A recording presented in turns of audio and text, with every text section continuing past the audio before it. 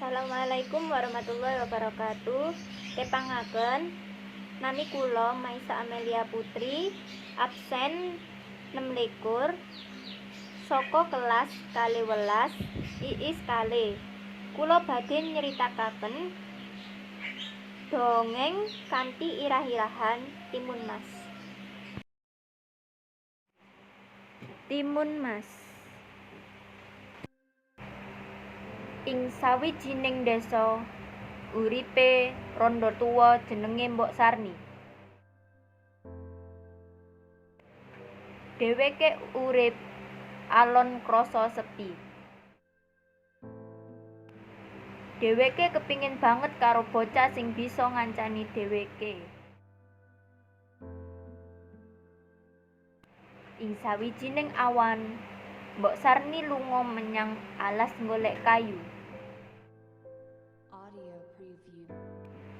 Ing dalan, Mbok Sarni ketemu karo raksasa mangan wong. Dheweke gumeter.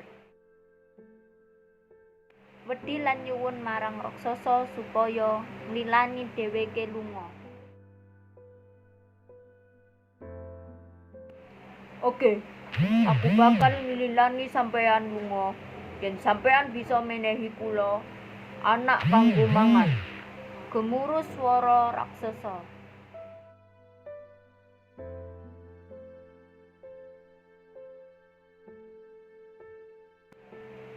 Nanging aku ora duwe anak, jawabe Mbak Sarni lirih.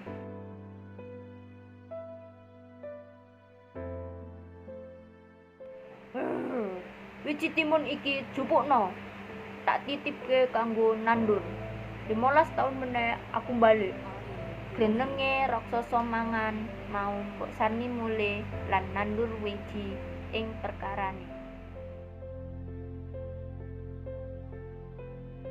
Sawise 2 minggu, timun tuwuh lan ngasilake woh sing abot banget.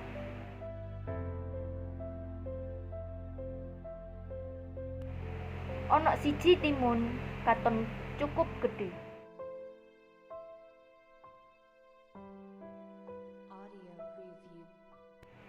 Mbok Sarni manjur metik lan belah. Jebule timun kuwi isine balita jelita sing ayu. Bayi mau banjur diwenehi jeneng Timun Mas.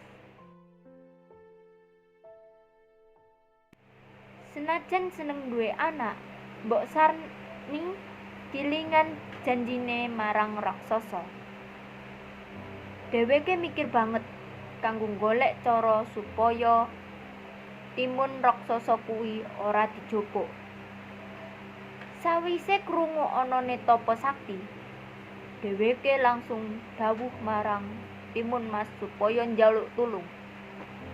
Dening petapa Timun Mas diwenehi 4 bungkus cilik amarga yen dioyak raksasa disiram.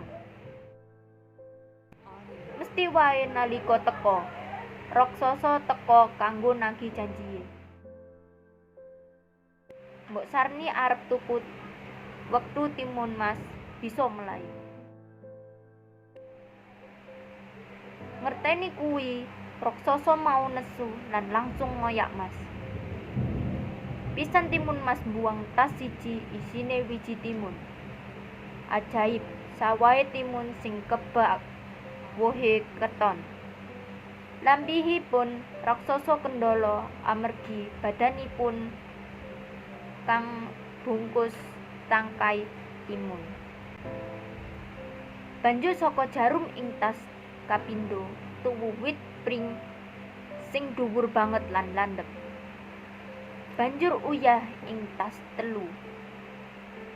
Ngowahi alas dadi sakara jembar. Nanging tetep raksasa kasil nyingkirake alangan lan terus ngoyak Timun Mas. Keweden Timun Mas buang tas pungkasan sing isine terasi. Saka iku kawangun segera lundut gondok. Akhire raksasa mau tiba lan mati.